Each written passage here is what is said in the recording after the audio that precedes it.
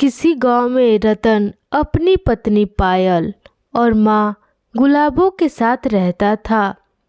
रतन की पत्नी देखने में काफ़ी सुंदर थी, व्यवहार की भी काफ़ी अच्छी थी, पर पायल अपने साथ दहेज में उतने पैसे लेकर नहीं आई थी जितने उसकी सास को चाहिए था। रतन की माँ काफ़ी लालची व्यवहार की थी और व्यवहार से काफ़ी कंजूस भी थी। रतन की माँ दूसरों के घर से तो खाने पीने या ज़रूरी के सामान कुछ भी मांग आती, पर दूसरों के मांगने पर वे अपना पसीना भी नहीं देती। रतन की माँ रतन की पत्नी को थोड़ा सा भी पसंद ना करती, क्योंकि उसके मायके वाले ज़्यादा अमीर नहीं थे और वे अपनी बेटी को ज़्यादा कुछ दे भी नहीं पाते। वहीं गुलाबों के पड़ोस की बिमला की बहू के मायके वाले ज़्यादा पैसे वाले थे, इसलिए उसकी बहू जब भी अपने मायके जाती तो उसके मायके वाले ढेरों सामान के साथ अपनी बेटी को विदा करते। ये देखकर लालची सास को काफ़ी चिढ़ होता और वे रोज़ रोज़ अपनी बहू को ताने कसती, पर रतन की पत्नी व्यवहार की इतनी अच्छी थी कि वे अपनी सास के बातों का जवाब तक न देती, क्योंकि रतन की पत्नी जानती थी कि उसके मायके वालों के पास इतने पैसे नहीं हैं कि वे उसकी सास की मांगें पूरी करे, और अगर एक बार कर भी दी तो उसकी सास की मांगें और भी बढ़ जाएगी। कुछ महीनों बाद रतन की पत्नी गर्भवती होती है। उधर पड़ोसन बिमला की बहू भी गर्भवती थी। रतन की पत्नी बेटी को जन्म देती है और उसकी पड़ोसन बिमला की बहू का बेटा होता है। पड़ोसन के घर बेटा और अपने यहाँ बेटी के जन्म पर रतन की माँ का कलेजा जल उठता है और वे ठान लेती है कि वे रतन की दूसरी शादी करवाएगी। रतन की माँ रतन को बुलाती है और बोलती है, रतन बेटा, मैं सोच रही हूँ तुम्हारी दूसरी शादी करवा दूँ। तभी रतन बोलता है, पर क्यों माँ, पायल तो इतनी सुंदर है और सुलझी हुई लड़की भी है, और अब तो हमारी एक बेटी भी है, तो मुझे दूसरी शादी करने की क्या ज़रूरत। माँ बोलती है, तो उसकी सुंदरता का मुझे अचार डालना है क्या? 2-4 बर्तनों को छोड़ दो तो अपने मायके से वे एक ठेला भी नहीं लाई, और बिमला की बहू को देखो, जब भी मायके जाती है भर भर के सामान लाती है, और तुम्हारी पत्नी ने तो बेटी को जन्म दिया है, इससे हमारा वंश आगे कैसे बढ़ेगा?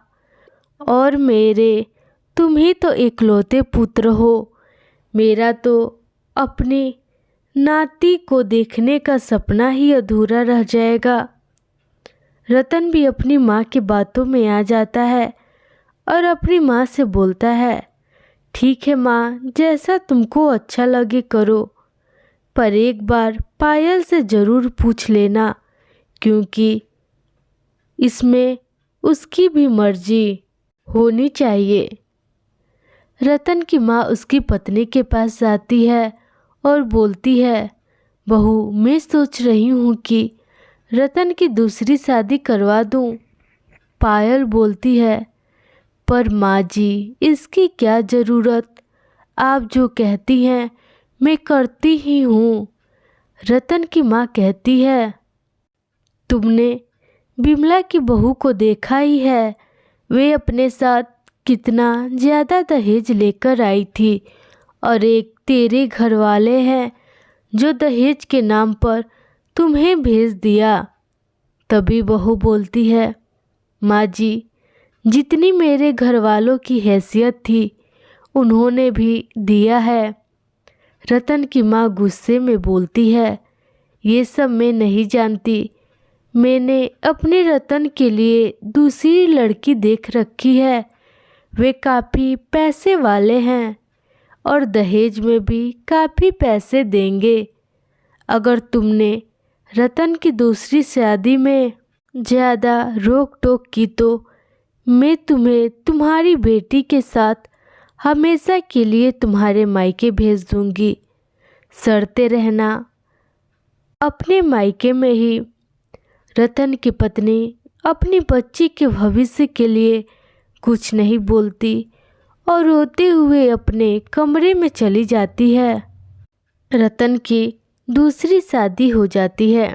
दूसरी पत्नी दहेज में काफ़ी पैसे लेकर आई थी, इसलिए रतन की माँ उसे काफ़ी लाड दुलार करती है। नौकरों की तरह उसके आगे पीछे घूमते रहती।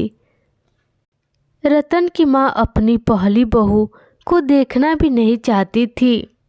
एक बार दुर्भाग्य से रतन की मृत्यु हो जाती है।